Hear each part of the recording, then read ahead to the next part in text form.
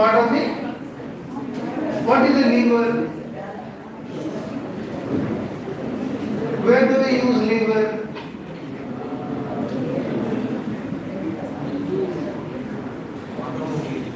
Automobile we use lever. When the tire gets flat, you try to lift it and so on. We use a crowbar to lift a heavy rock. That is a lever. A lever enables us to do difficult jobs easily. That is why in finance we have got leverage. Leverage means using borrowed funds so that effortlessly the shareholders will get more earnings per share. So life hack is also like that. You do less effort, but you do it more strategically so that you are going to attain happiness, success and fulfillment. So continuing with our discussion about whatever we have covered till date, we will try to understand another dimensions of this mindfulness and well-being. Can you move to the next? Next.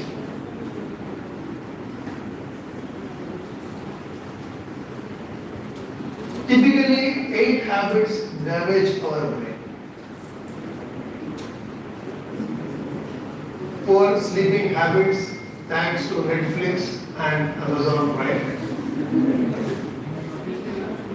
Thanks to WhatsApp, we are all keeping our mobile phones near our pillow only. Not for alarm, not for looking at the watch. For that watch is there, alarms are there, but we are using because we think something else is happening in the world, there is so much of joy people are having, but I am not able to that, so we keep on looking at a screen. Screen, the life itself is the cause of unhappiness. Our life revolves around screens like mobile screen, computer screen, television screen. If we can take some time off from the screen, we will be able to reflect upon ourselves and figure out what is good for us.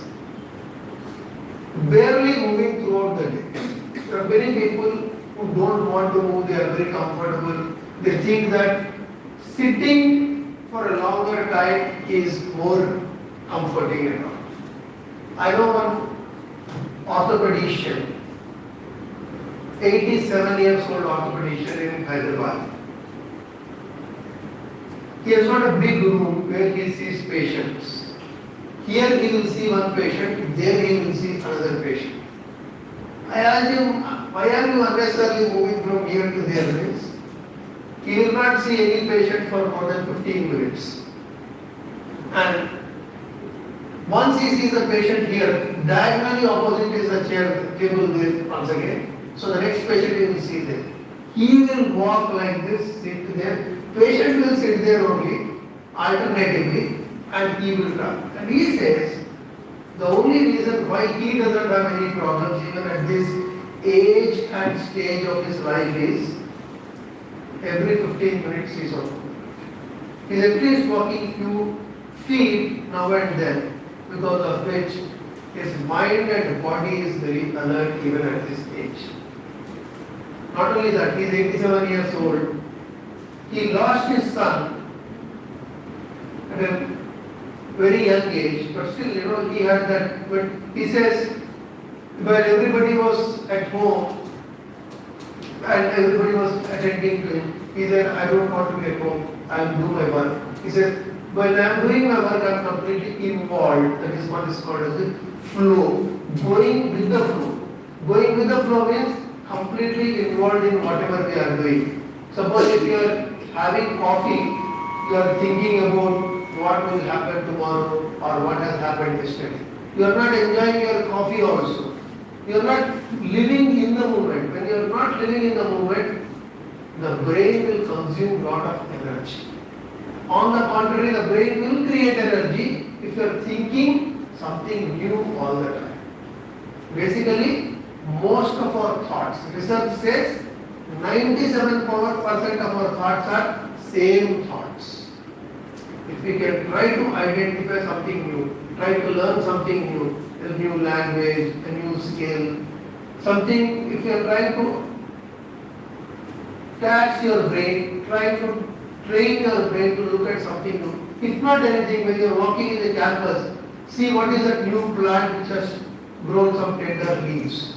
Your mind will start looking at new things, and that is how you will consume less energy, and that is what is considered to be too much of screen time, consuming too much of sugar. Sugar is white poison. Sugar, for all practical purposes, should be mitigated, not avoided, but mitigated. Because, as we discussed yesterday, high sugar is bad, high sugar is dangerous, low sugar is most dangerous. The entire central nervous system will stop functioning if the body doesn't have adequate sugar. That is why whatever we consume, whatever we eat, it becomes sucrose, because the body requires it. But since it is any nature producing, we should not add to that fund. That is how we should downplay on sugar consumption. A lot of people use headphones which are with slightly higher volume. Because of that also, it is going to damage your brain. And over a period of time, you will expect everybody to speak at that pitch, which is not possible. Social isolation, not connecting with other friends, relatives and family members. People are alone. Some people are alone, some people are lonely. What is the difference between alone and lonely?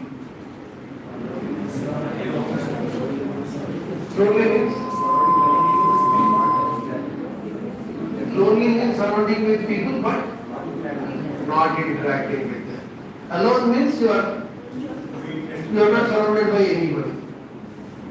So basically, being alone is good and being lonely is good. Being alone is good but not lonely. Consuming too much of negative news.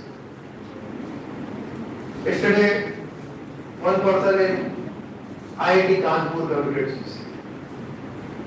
Yesterday, incidentally, it's a sheer coincidence, somebody else in IIT Hyderabad also committed suicide. Now there will be a lot of discussion about this. News channels require TRP ratings. They will only be talking about this for 2-3 days, then something else comes and that will be. But the point that I would like to drive home is, negative news spreads very fast, positive news doesn't spread. Positive news will spread when it is favorable for us. Like say for example, if this Sunday is a working day for you, you will not know about it. But if tomorrow is a holiday, you might have known by now. So it would have become a talking point. So in some cases, good news travels fast, in some cases, bad news travels fast.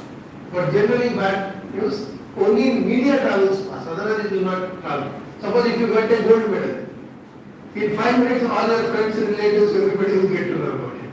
But suppose if you fail, nobody will get to know about it. So that is the nature of bad news. Bad news actually travels slowly. But media brings bad news faster so that they can play with our mindset. Staying in the dark too much. Darkness is also definitely going to keep you very much morose, very much dull and all that. To the extent possible, we should sit in a room where it is well ventilated, well lighted also. So, if one of these 8 or 8 out of 8 is what you are having as a habit, you can at least reduce one habit at a time. And over a period of time, you should eliminate all these 8 habits so that you will be more mindful. Now, what is mindfulness? Staying in the present.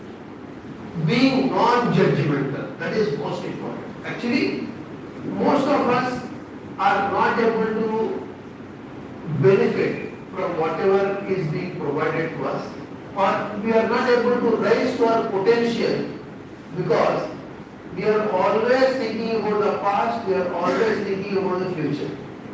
So if somebody says something good to us also, we say, why is he saying like this? Sometimes back he said something negative to me. So that means this time he is expecting something. So your mind starts thinking like this.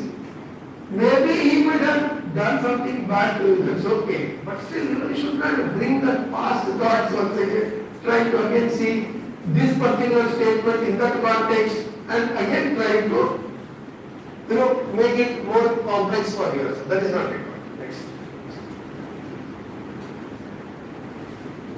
When you feed your mind with a lot of drama, bad news and negativity, it will definitely impact your thought process. Similarly, you can have very good kind of positivity in your thought process. You can dream big, like as all of us know, a person, you will tell me who is this person. He didn't even go to college. He was only a lab chemist. He used to go to his kitchen after his college every day and start experimenting. Subsequently, he came out with one particular product. He started selling this detergent powder in Ahmedabad. Later on, he started selling this across Gujarat. HUL competed with him. HUL, multinational company, which has been in India since 1913 or 1933, was trying to compete with this person. He was not defeated. He traveled extensively across Gujarat and started selling it to all the households. Later on, today if you see, his products are exported to 40 countries. HUL tried its best to kill his product. It was not possible. Today he owns a university also. Whom am I talking about? Carson by Patel. Carson by Patel, Nirma. He lost his daughter at a very young age called Nirupama. He wanted the whole world to take her name. He used to call her Nirma. That is why you see that girl dancing girl. At that age she died. It was not out of inclination to earn profits that he got into this business. He wanted the whole world to know about his daughter, and it is that commitment that has made him such a strong player as far as detergent powder is concerned. Otherwise, what you require is linear alkyl benzene, caustic soda to make this, and that's not a big deal. But he made so much of difference. He made the product so very low cost that people started using it for cleaning utensils. Later on they started using it for washing clothes. So such a multinational company which can go to the campuses of IIM Ahmedabad, recruit the best talent, could not challenge an ordinary person who was not even a graduate. So what it means to say is people who are committed, people who think much bigger, that is how they are able to get more energized, and that is the success story of Nirma Chemical.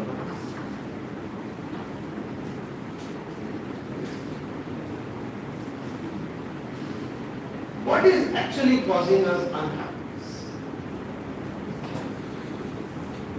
When we start envying other people. When we are not able to see somebody being successful.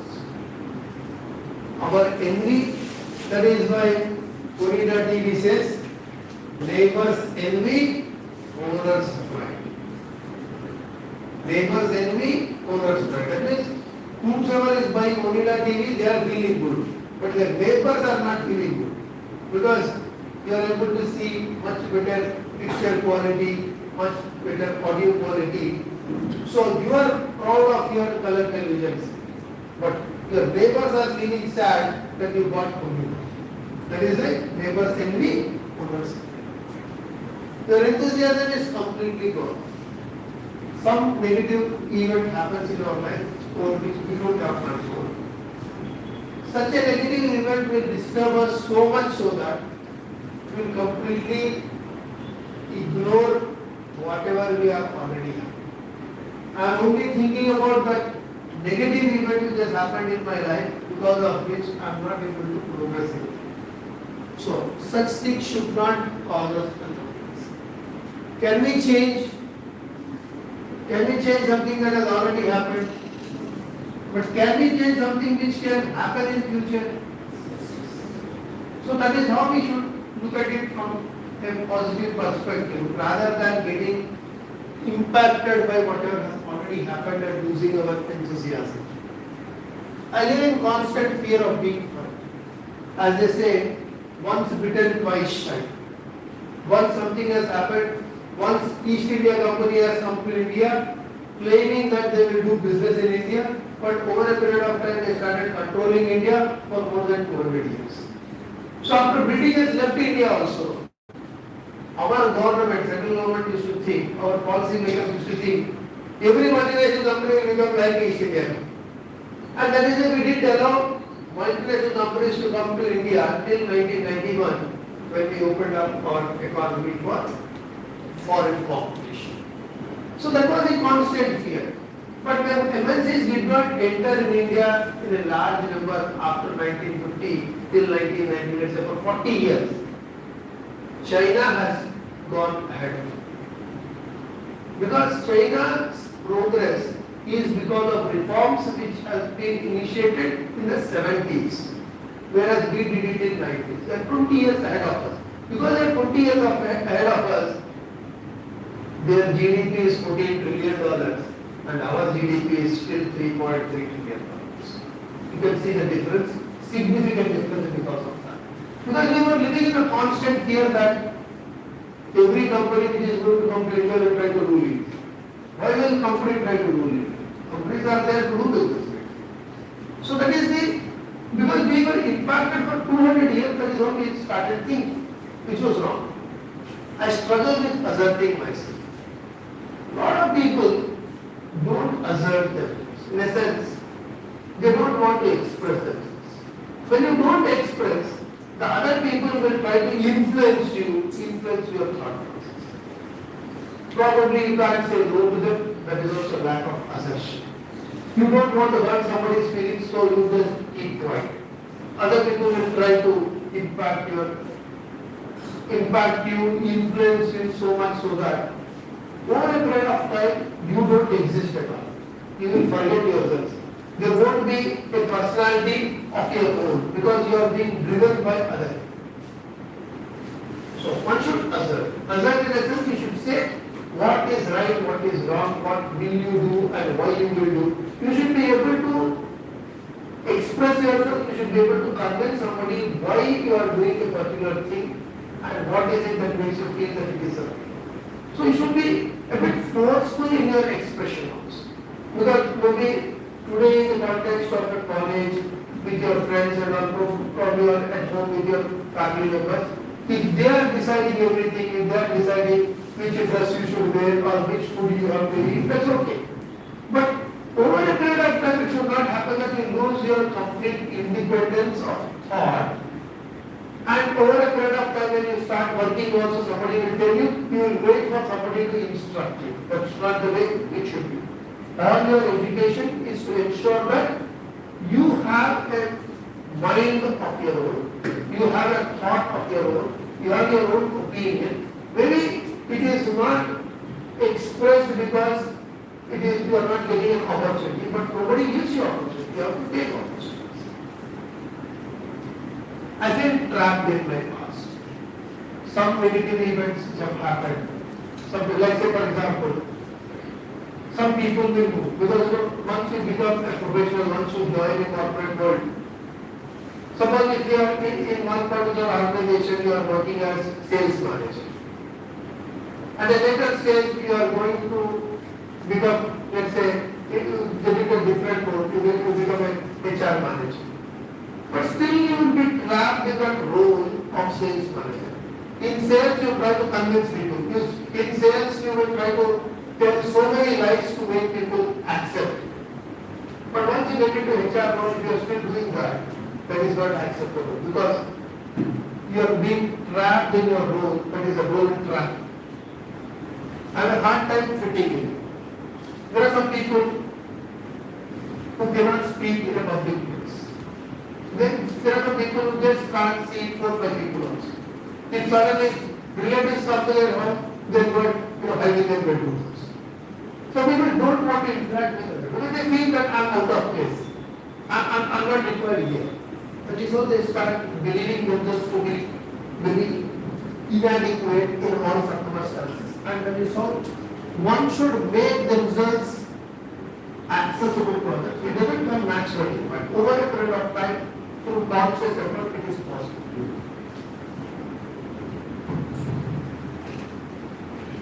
People don't trust me.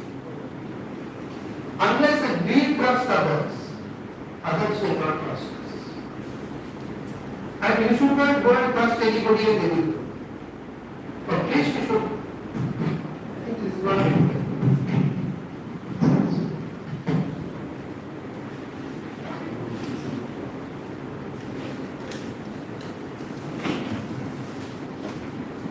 We need not trust everybody, but there should be few people at least who we can trust.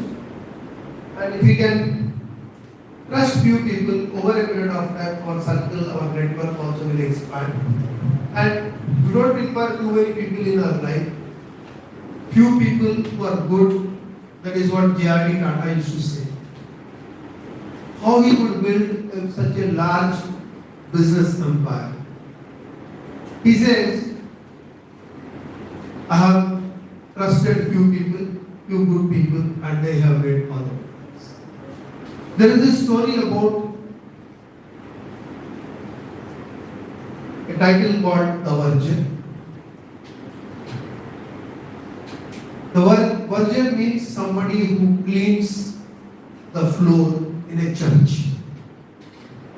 There is a very interesting story. A child is born out of wedlock. That means a couple are not married, but a child is born. The lady, what she will do, she is afraid of society.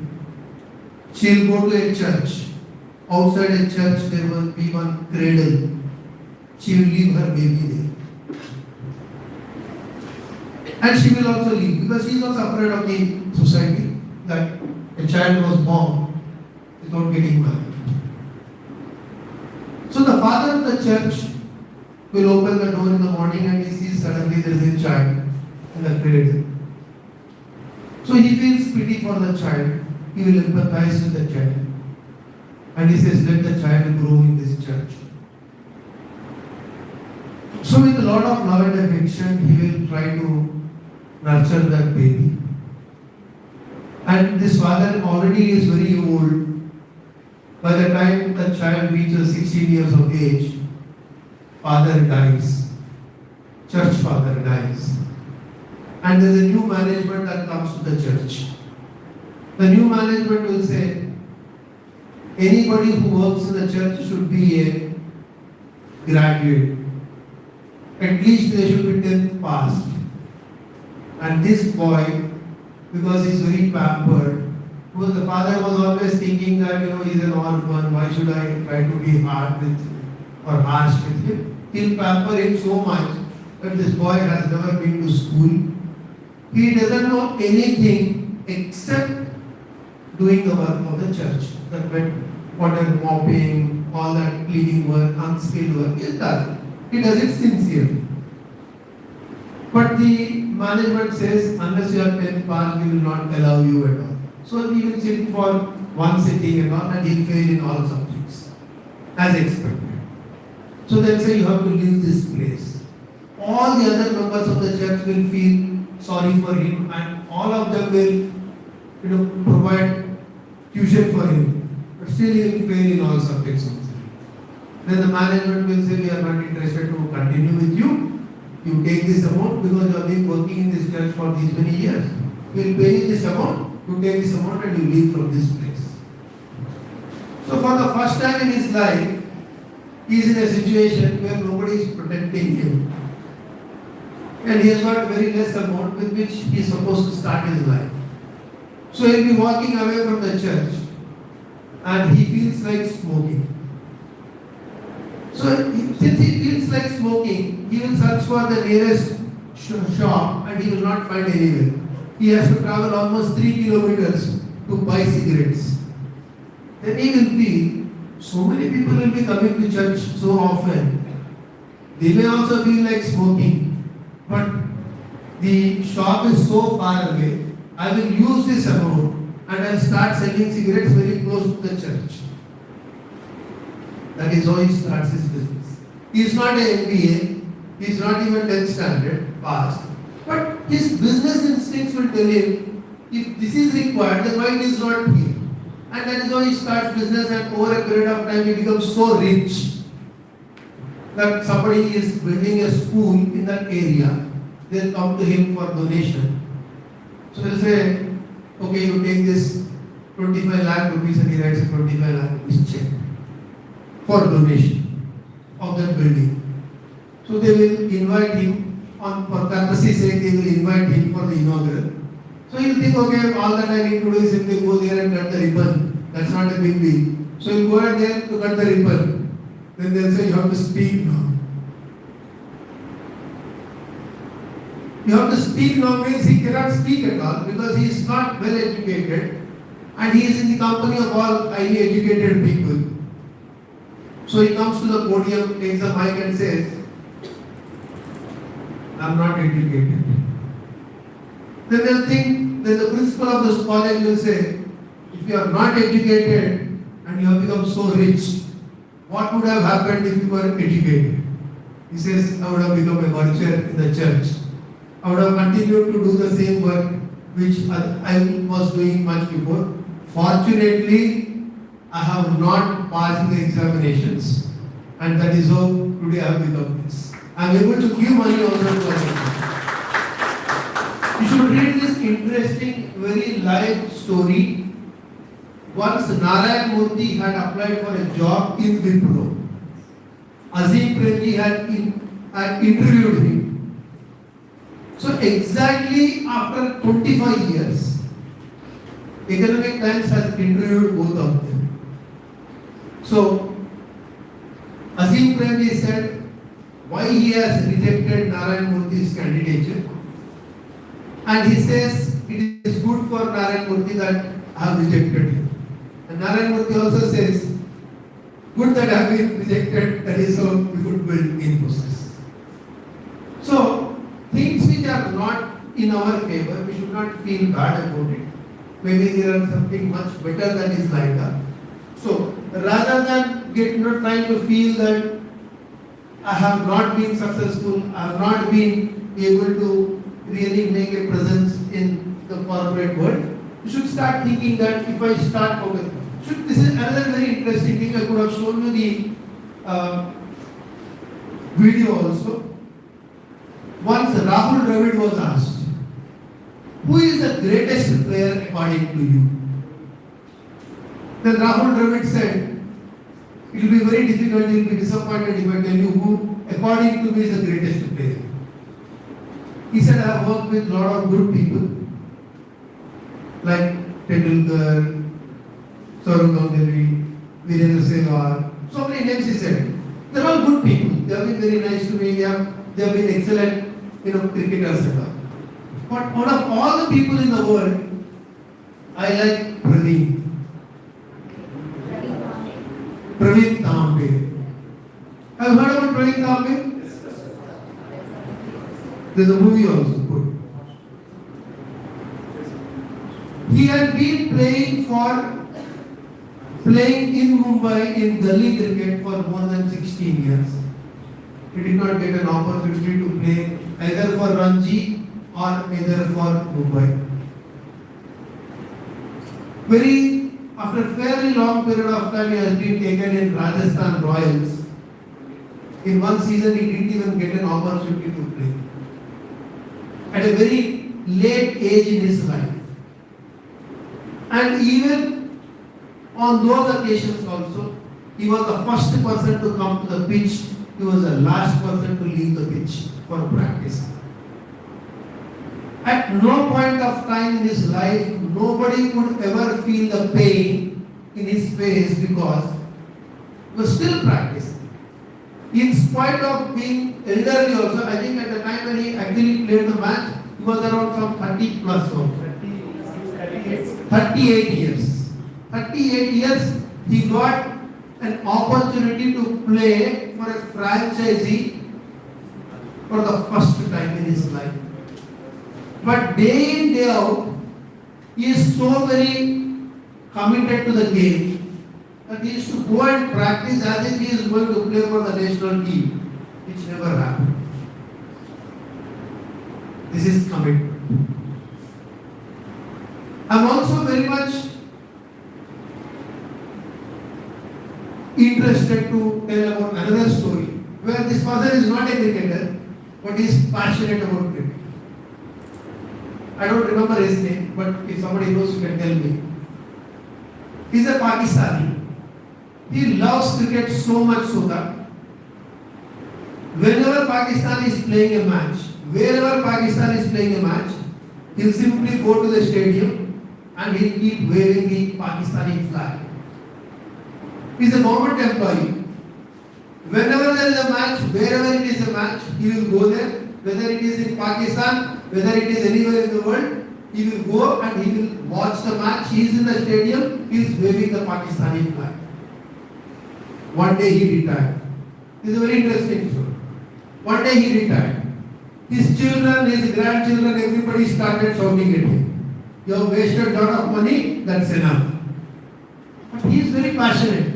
Now they said, you are going to get pension, your pension will not be sufficient, so you better sit at home. He did not agree with that. He didn't have money. He went to Pepsi. He told Pepsi, you should sponsor me. Because if you see all the matches, in every match I was there when Pakistan was playing. In fact, he went to the Board for Control for Cricket in Pakistan, or Pakistan Cricket Board. He told them the same thing. The entire team was so much impressed with him. They gave him lifetime free tickets. As long as he is alive, he can watch any match of Pakistan cricket anywhere in the world. Only tickets are free. Then he went to Pakistan International Airlines. He told them the same story. They said, okay, fine. Wherever it is, we will sponsor your travel. Then he went to Pepsi. Pepsi uses this person as a brand ambassador. In Pepsi advertisements also you can see him. Because his face is as familiar as any other cricketer's face. In fact, more familiar than cricketer's face because those cricketers have retired, but still this person is still continuing. Pepsi is sponsoring his trip. Pakistan International Airlines is sponsoring his trip. Pakistan Control Board or Pakistan Cricket Board sponsors his trip. Hotels are being sponsored by Pepsi. So he is still able to continue, watch the match. That is what is passion of. How you make your passion your profession. He doesn't know cricket, he doesn't know to play cricket, but he is so passionate about the game. And his patriotism for the country had actually made him pop. So that means, however simple things it may be, if you are really believe in whatever you are saying, that is why even NAC also says, do what you say what you do, prove and improve. Do what you say what you do, prove and improve. That's a continuous improvement process which Japanese call it as Kaizen, continuous improvement. This person was really committed and that is how he had benefited from his commitment.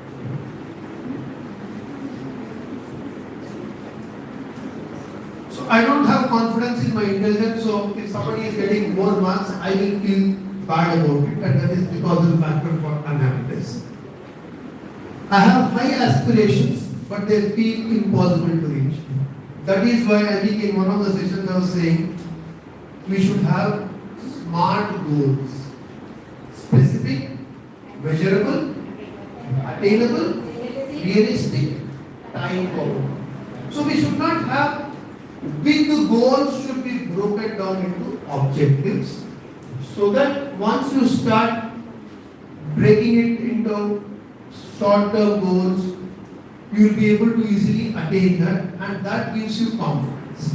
So if you have very high aspirations, you will not be able to measure yourself, and that is how the progress cannot be seen. Because the progress cannot be seen, you will not feel encouraged.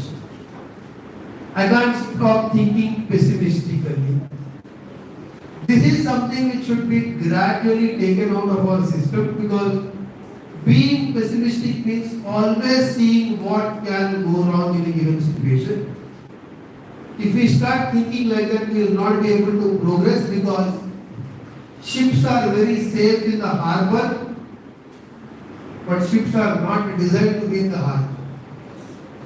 So ships should sail, ships will sink, but as long as you adjust the momentum of the ship, it will not sink.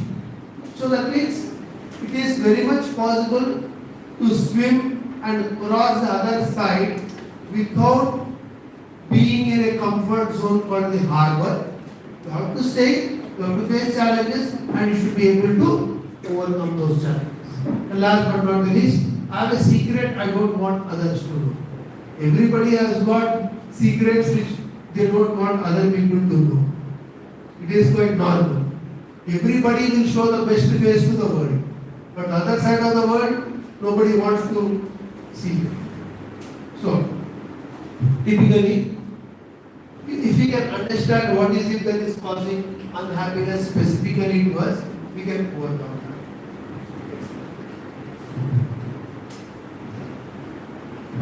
Yeah, you can read this now.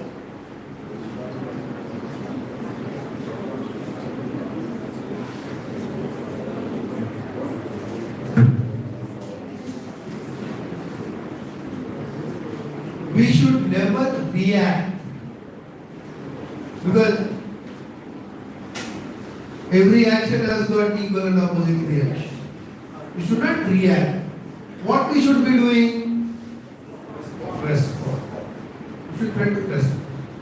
Because the response will be after a very clear analysis of what is happening. When you are reacting, you are not analyzing. You are immediately reacting to that, means you are not even thinking about it. So somebody has said something to you, immediately you are reacting. On the contrary, if you start responding, if something happens, you will wait for a while, you start thinking about it, and then you will try to figure out what should be the given situation, what is it, whether it is favorable to me or unfavorable to me. Even in Mahabharata also, there are many times when Arjun tells Lord Krishna that we will move away from this place, because the conditions are unfavorable to us. So let us not fight today in this particular place, because we are likely to lose. That means to say, even the best warrior, even the most aggressive warrior, even when he is backed up by a very powerful strategist also, sometimes when the conditions are unfavorable, we should move on. That is why in Robin Hood and Little John, Robin Hood is a gangster. They both will be crossing one bridge. On that bridge, there is place for only one person. Robin Hood comes halfway. Little John also comes halfway.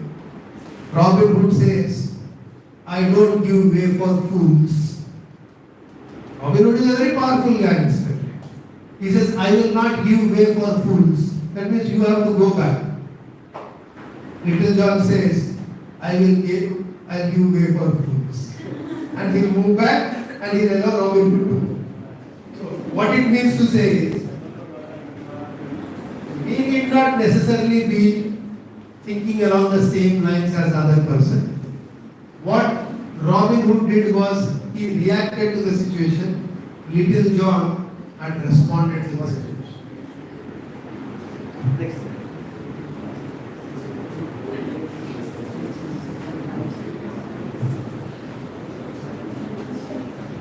Knowingly or unknowingly, somebody provokes us, says something which we are not. Actually, we should not be disturbed. But it is but natural that we get disturbed. When we get provoked, that means you don't do anything, but somebody will provoke you. Somebody says something, somebody does something which will make you to react. Actually, they want you to react. They want you to react. That is why they do it. But if you know that they want you to react, you should not react.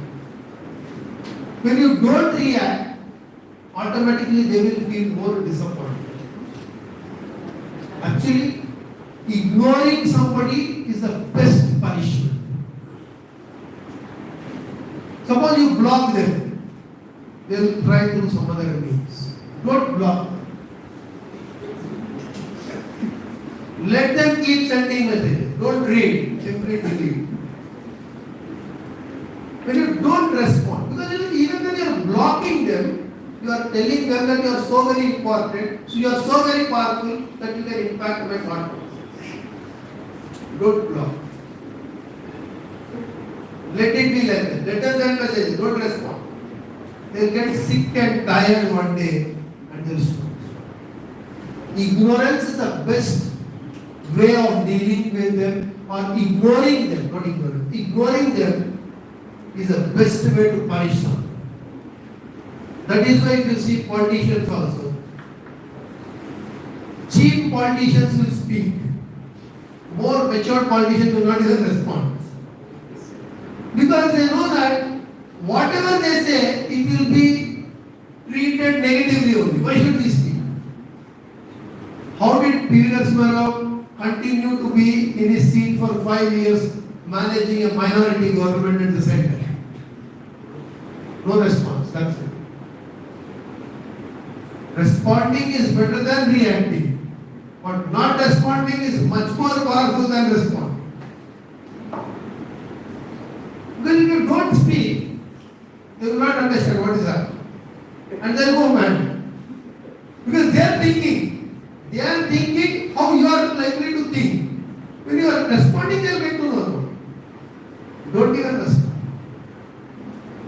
There is this good joke about a child whose father is a dacoit. One day this child, in all subjects he will fail. So all his friends will be teasing him. Today your father will showcase his strength of material. So today your father will bash you up because you have failed in all subjects. He says, don't worry, I'll manage my dad today. So before he had to take signature on his progress card from his father, he will say, I'll ask you one question. You should answer.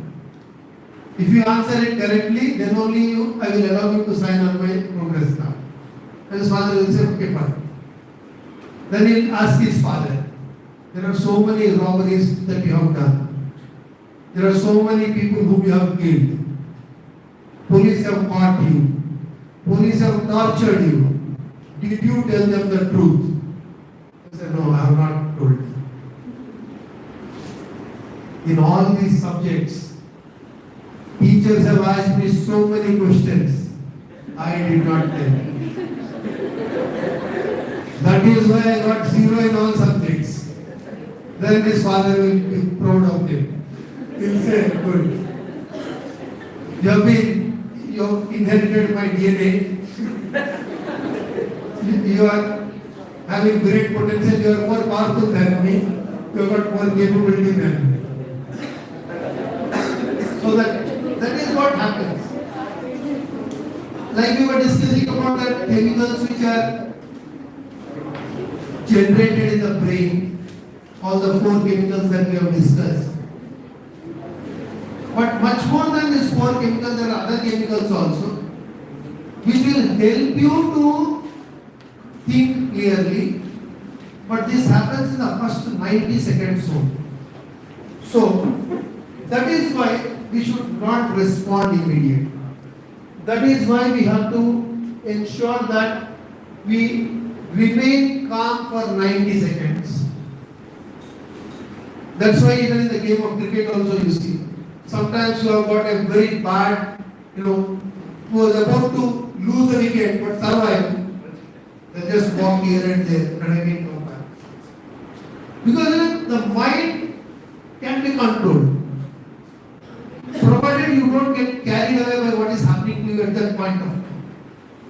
So 90 seconds is good enough for anybody to come back to normalcy and come out with a response which is much more meaningful and effective. So, actually it is that 90 seconds which needs to be controlled, otherwise it is not. So the physical response, once that is not thought through, will actually go through this kind of a behavior which will strain relationships, which will ruin relationships in the long run. So, try to avoid reacting immediately. Whatever may be the constraint, you should not react immediately. Just wait for a few seconds, you will be normal. And then you can respond.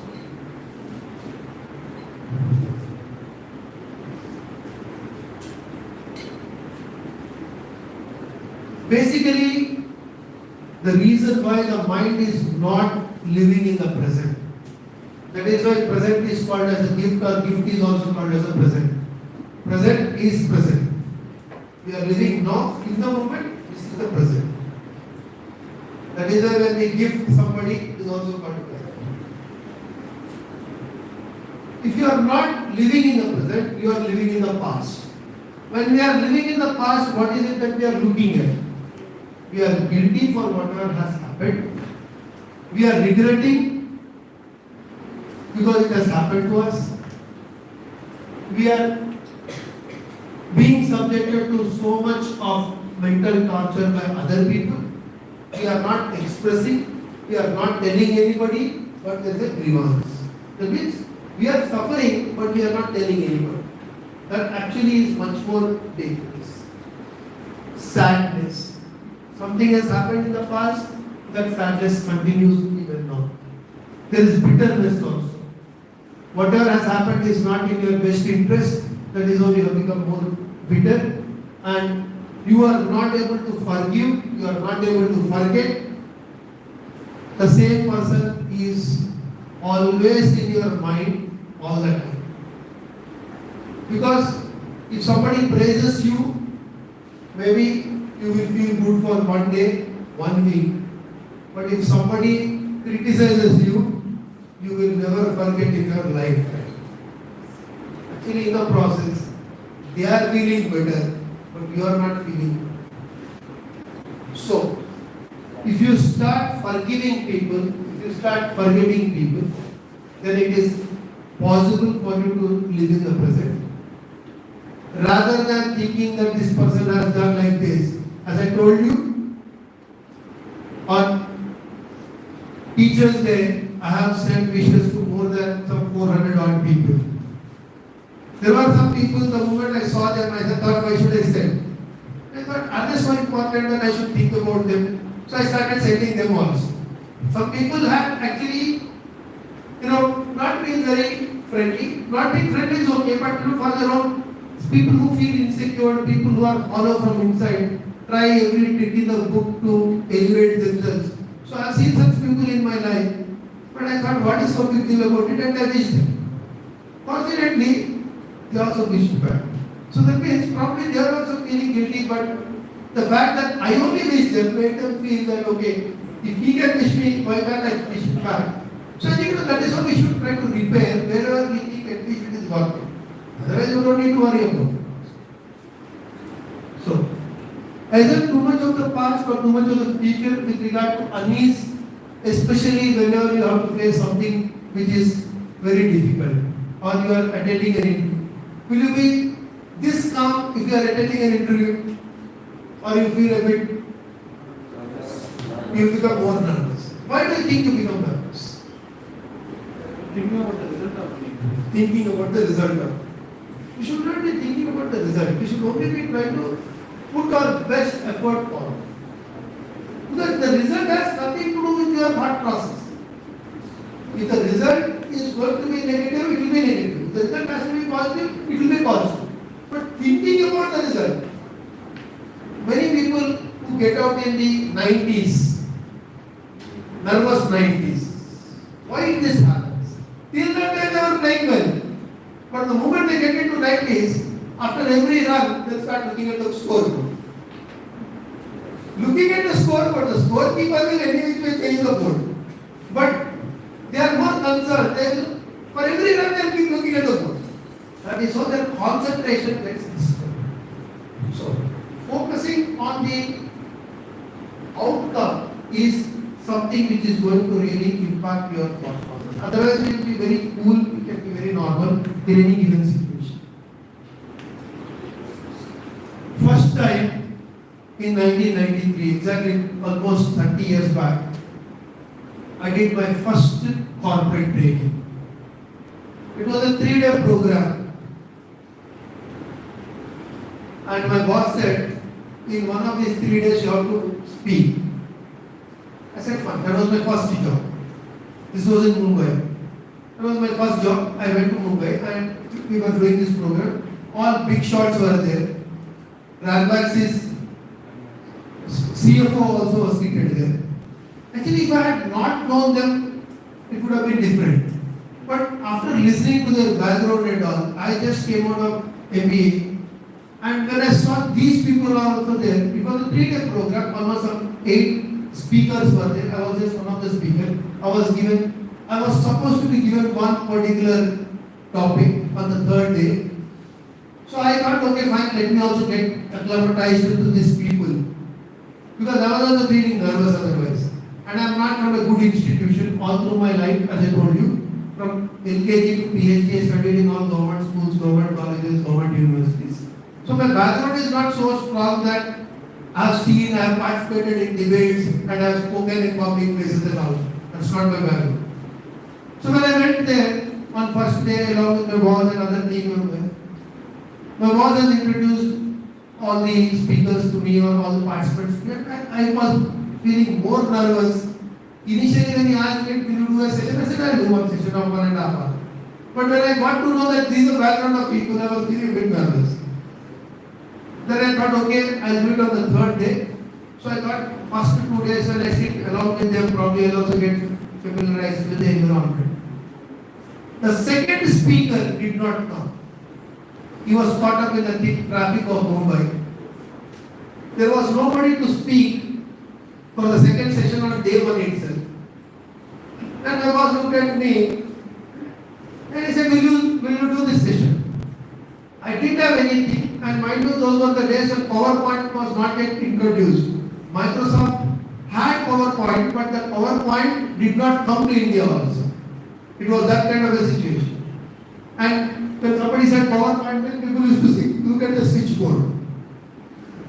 That is today when you say PowerPoint, people will think only about the presentation software. But, or MS PPT. Those days, 30 years back, if somebody said PowerPoint, they look at the power plug. Because PowerPoint means that work. So there were all kinds of people used to write it on transparent sheet, put it on a projector. The moment you put it here, it will be popped up there.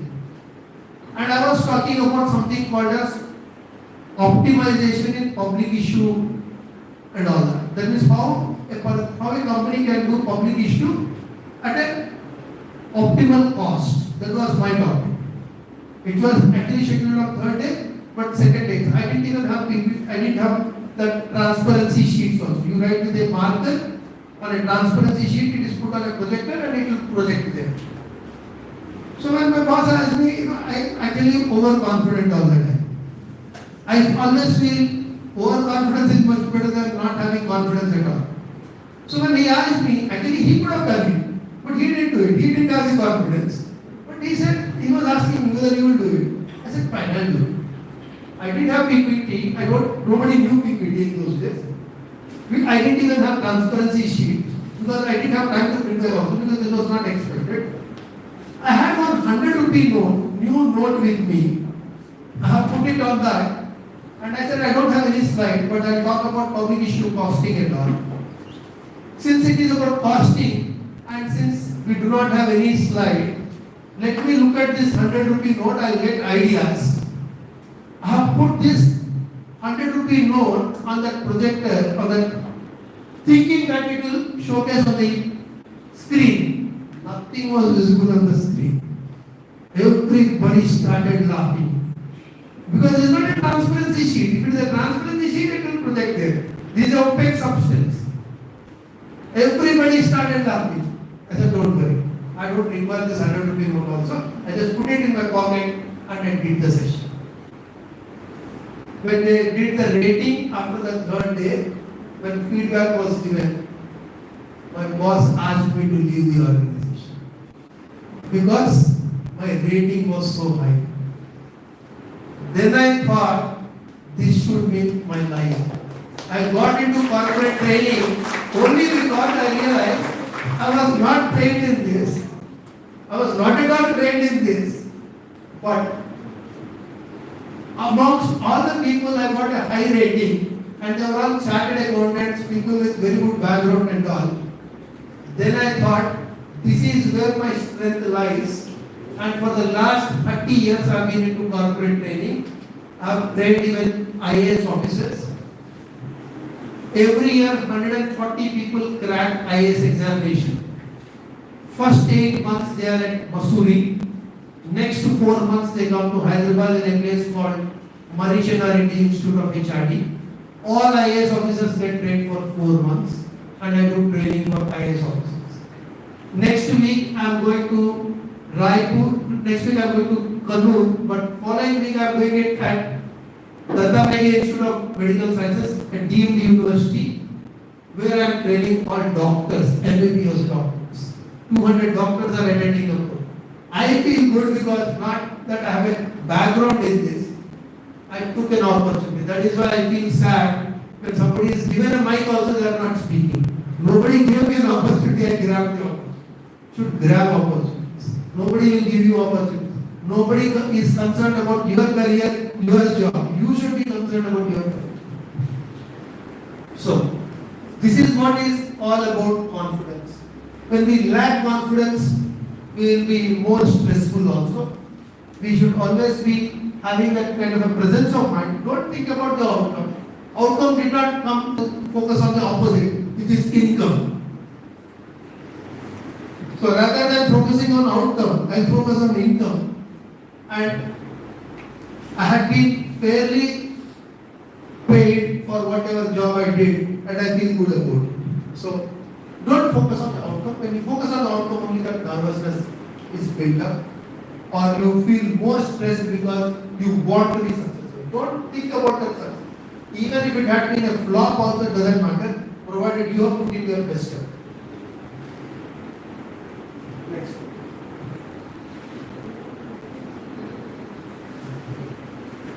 Being kind is one of the. I can share something with you.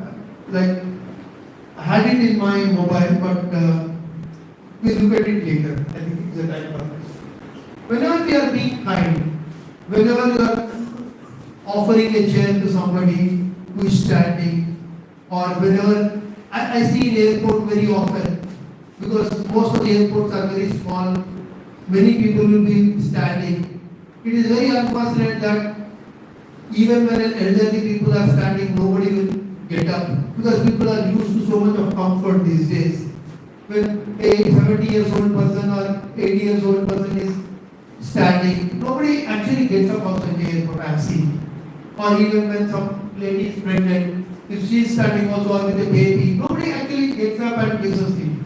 Actually, it is a good practice that we should help others, because when we help others, automatically we will be more happier than them. Forget about their comfort. It's a good practice to be more kind. This is called as a random act of kindness. Typically in India, if somebody is donating something, somebody is donating a kidney also, they will write, they'll say so many things, they'll say, you have done this, you have done that. In European countries, when people donate their kidney also, they don't even ask for whom this kidney will be transplanted. They simply give it and walk. That is the random act of kindness. Giving, definitely we should help others. Talking about whatever help you have done actually neutralizes that kindness effort that we have shown. And doing it to people who are in a helpless position, people who can never help you back, is going to give you more happiness. Helping somebody who can help us back, that is what Bill Gates says. When Bill Gates was poor, I'll tell you two stories related to this. When Bill Gates was poor, one day it seems he went to a newspaper vendor, or probably he did not have money, or he did not have change, whatever. He took a newspaper from one person, and when he was about to pay, either he didn't have money or he did not have change. So it seems that person said, it's okay, you take the newspaper, you don't need to pay. After many years, Bill Gates went back to the same person and said, that day you gave me a newspaper without taking money from me. You asked me how much you want, I will pay you back for that. The newspaper vendor says, that day when I gave you newspaper free of cost, I did not really have so much of money. So whatever you pay me today, it is of no use to me, because I am fairly well off today. Similarly, the same story is told about Sylvester Stallone, the Hollywood hero. Sylvester Stallone had a dog. Sylvester Stallone used to look for acting career. He did not get a single opportunity. At one point of time, he didn't have money to feed himself, forget about his dog. So he sold his dog. Because he could not feed the dog, he sold the dog. He sold the dog, and after a few years, when he got his first assignment to act as a hero in an English movie, to act as a hero in an English movie,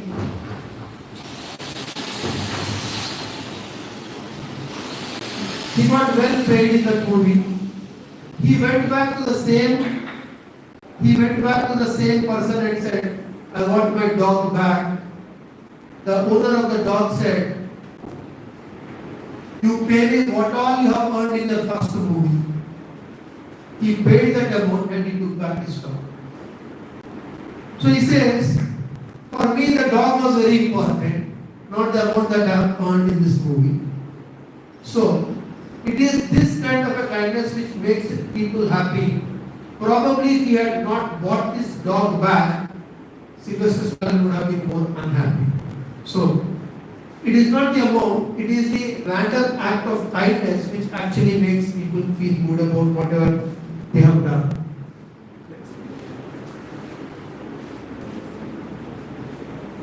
These are the 6 things that we should be doing. You can just read out in the meantime.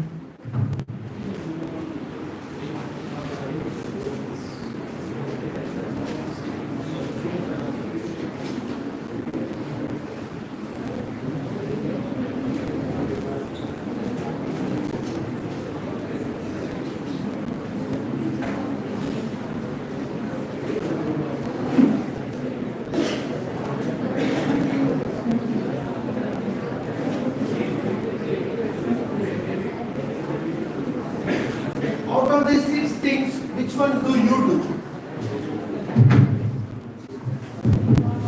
Out of these 6 things, which of these, I'm pretty sure all of us might have done at some point of time. I want somebody to speak as to, out of these 6, which one you have done and what was your experience after that.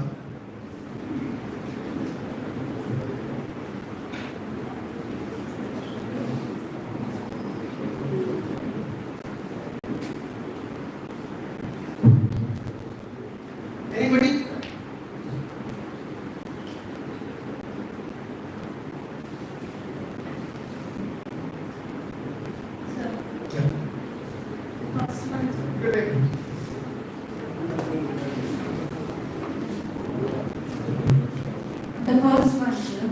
because I move on the things because I can't waste my time. I motivate myself because whatever happened is happened. So I should let the things to move on. So I use the first one. Do you have a chocolate? Yeah, it is. There is something called sumo. Sumo means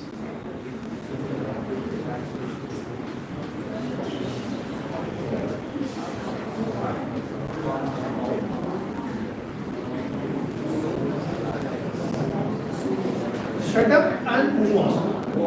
When you do that, you will be happy.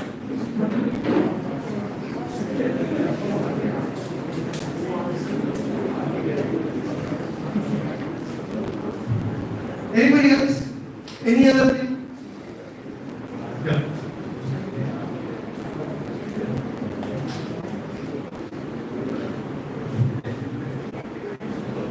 Second one, sir, the embrace change, the welcome challenges.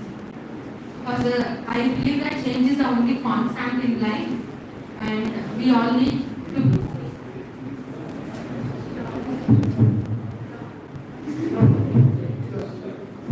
We all need to be changed, and at some point of view, change will always bring the success, and it will change will be always key to the point.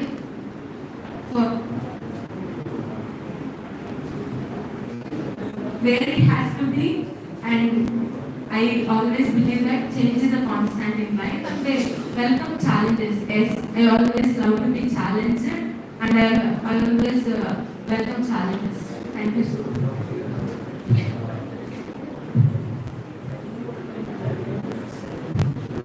Change is definitely the only constant. Change, along with the changing times, will keep us relevant, will keep us current, will keep us meaningful and purposeful also. Change may bring in happiness, change may bring in success, change may not bring in success and happiness. While on change, we will talk about something from a management standpoint.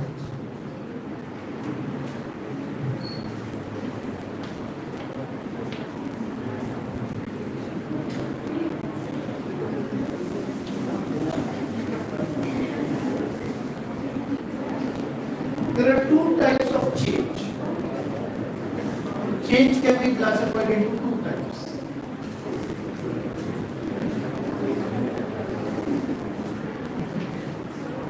Known change, unknown change. A known change which is definite, a known change which is indefinite.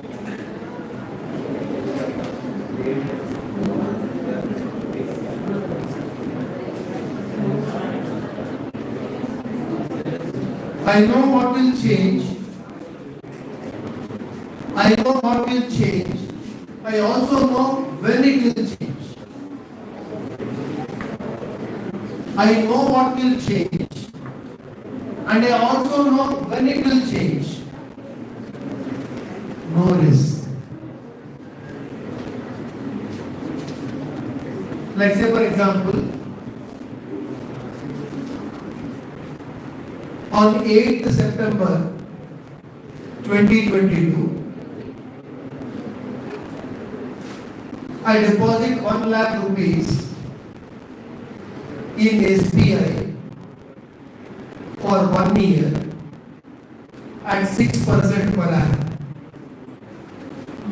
On September 8th, 2023, I will get my 1 lakh will change to 1,06,000 subjected to TDS. Is there any change which I don't know? I know what is going to change. 1 lakh will become 1,06,000. I know what will change. I know when it will change. No risk. That is why SBI says we will not pay you high interest rates because you are not actually taking any risk when you are depositing money with us. I know that I will die, but I don't know when I will die. That is intent. This is risk. That is why if I go to an insurance company, and say, I want insurance for 1 crore rupees. If you also go to the same insurance company and ask for the same 1 crore coverage, who will pay more premium? I will pay more premium or you will pay more premium? I will pay more premium. Why I should pay more premium? I am elder than you, so I have to pay more premium than you. So what is this? Risk. Because a person who is 21 is most likely to become 22 next year. A person who is 52 is most unlikely to become 53 next year. Probability that I will survive 1 more year is much lesser than your probability. That is why they are charging less premium to you, they are charging more premium to you. This is called risk. An unknown change is uncertainty. So I think now we have differentiated between risk and uncertainty. Next time, you should never feel uncertainty and risk are one and the same. What is the difference between risk and uncertainty? We can avoid risk, we can quantify risk, we cannot quantify uncertainty. But why do we like change? No. Everybody wants to like change. No, but then you will not know whether it is a positive change or a negative change. After it happens to us only we will realize. Suppose the same MBA department is there in other group colleges also. So in Narayana group of institutions, you have got different MBA colleges. Yes, sir. Okay, there is one more campus in Pune. Suppose, do you like a company visiting you here for campus recruitment, or in the same place even MBA students from Gudur also will come here and attend the interview along with you? Which one will you like? You want separate placement drive for you exclusively, or you want along with Gudur MBA students, you want a common placement drive? Separate. Why are you not accepting this change? This is a change. Too many people, so you will think that my chances of getting a job is less. Probably students from Gudur, they will be able to score over me. That is the fear factor. So that is risk that you have perceived. Risk is quantifiable, uncertainty is not quantifiable. So you feel that if a placement drive is there exclusively in your campus, since you know your other classmates, you feel you have stand a better chance to get this job. But you don't know about students in Gudur, so if they are going to come here, probably that will intensify the competition and that dilutes your chances of getting a job. That is a fear. But that is a change. Will you accept that change? We should accept the change. So what does it say? People who are not strong, they are not accepting change. People who are strong, they are embracing change, they are welcoming challenges. So how does it matter? Fine. Even if it is a common placement drive for 2 different campuses of the same institution or the same group, this time you will not get the job. Probably next time you will know at least what is the intensity of competition. Because you are not going to compete with only these people. Maybe today you are your classmates. Maybe once you get into your profession, you compete with people whom you have never seen also.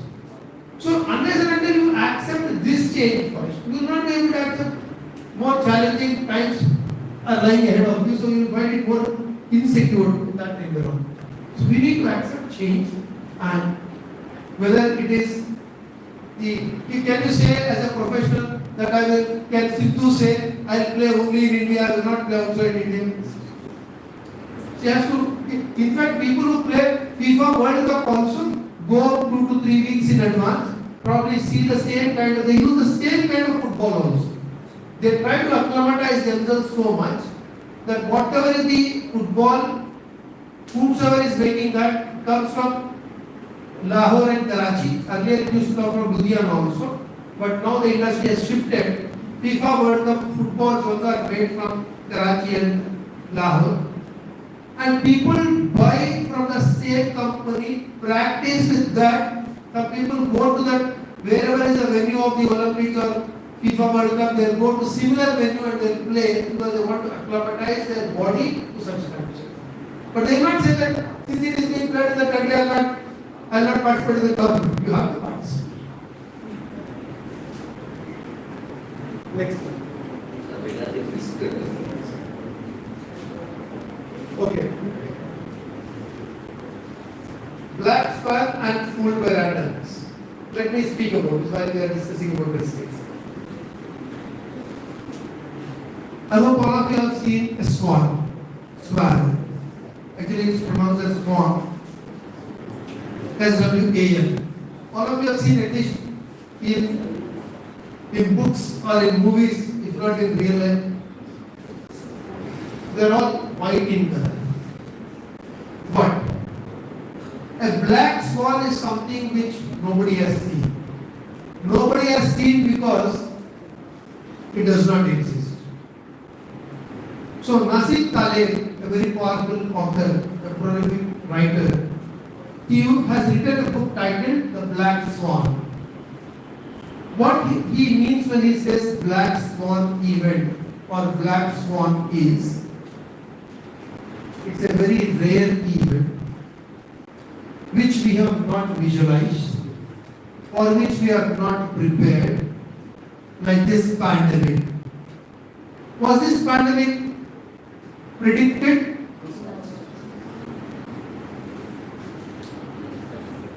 You should read about something called GAVI, Gavi, Global Alliance for Vaccine and Immunology.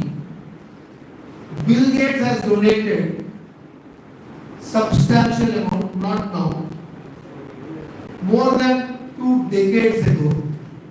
He said, when we are hit with the next pandemic, we should be able to deal with it, about with a vaccine, and he has donated long ago. Bill Gates mentions about such things. In fact, 30 years back when I was reading a book of Bill Gates, Business at the Speed of Thought, I was really surprised, can this ever happen one day? What did he say? He used one phrase, death of distance. Death of distance.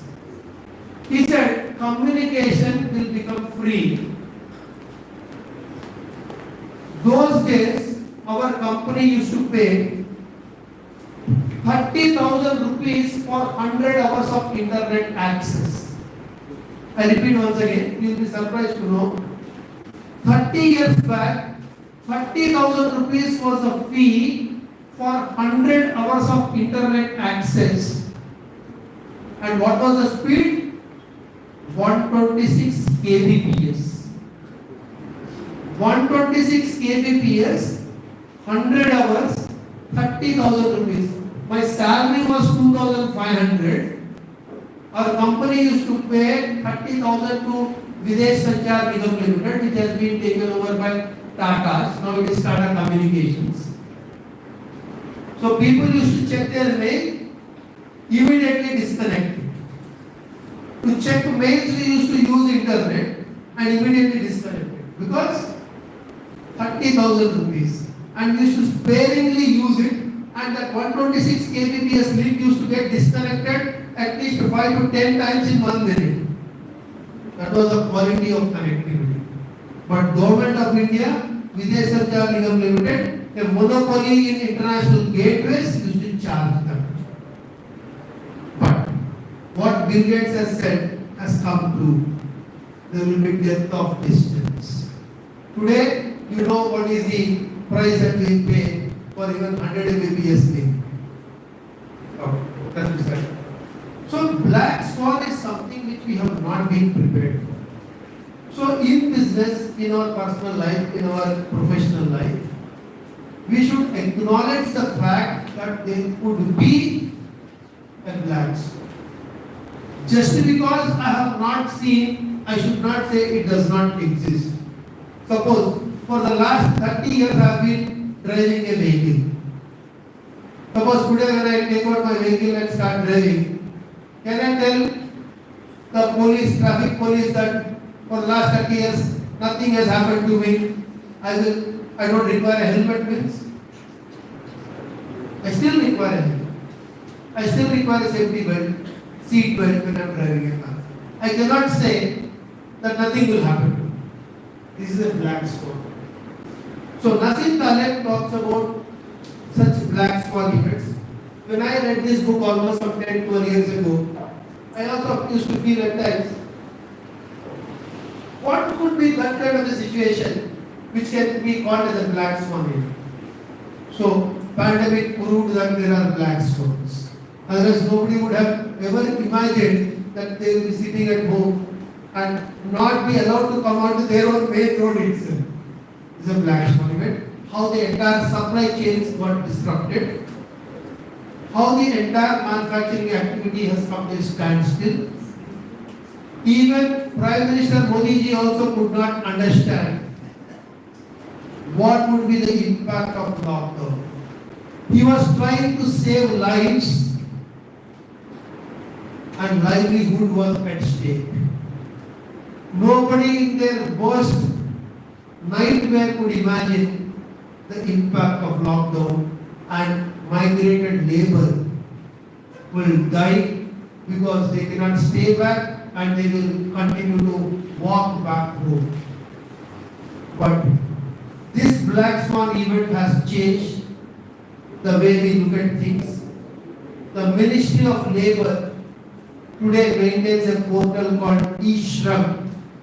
e-Shram is a portal where all the unorganized labor are registered. Today we are in a better position to deal with it. But unless and until we face a black swan event like this, we wouldn't have become wise. So, this is definitely a black swan event which had. Somebody told in the last class about this example for the black swan. Who is that? That's this sir will present this black swan. That's not my example.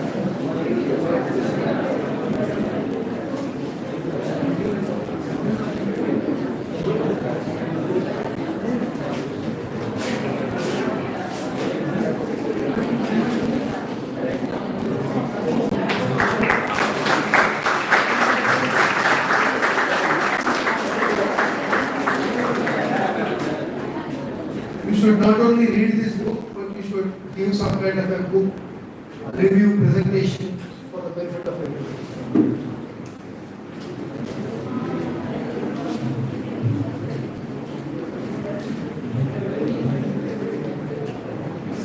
Very good.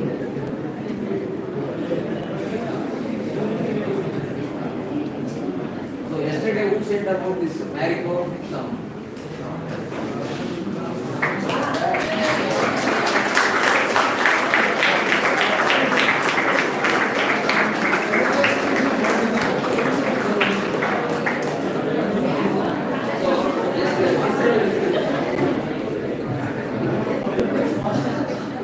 Why I have done this is because of inspiration from Krishna sir. He said that the joy of giving.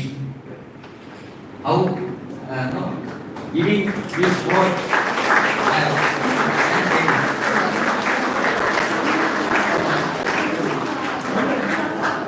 I got a lot of joy and enthusiasm in encouraging you.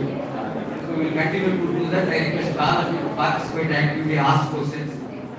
So it's only one day left. All of you make best use of this. Maybe coffee break. So that is a black swan event which we were discussing. But over and above this, he has written one more book, Fooled by Randomness. Actually, in data science, a lot of people who make careers in data science. Data science is all about using Hadoop and big data analytics, pulling data from different warehouses, trying to present the data, cloud computing, using platform as a service, using platform as a infrastructure, and in this process, you are trying to come out with a predictive capability. Because at the end of the day, all analytics should have a predictive capability. You should be able to predict what is going to happen. So when you are doing this, there will be some outliers. Have you heard about outliers? Extreme values. So what most of the data analysts do is they do scrubbing of data. They remove these outliers. They try to make a very popular normal distribution bell curve. Actually, these outliers are black swans. So extreme events which we do not think will happen, actually they happen, but the probability of occurrence of such an event is very low, but the impact can be very high. So that is what is called by randomness. So we think that randomness will not be so very unpredictable, but randomness can be highly unpredictable. When it takes an extreme value of an outlier, it is like a black swan. That's what.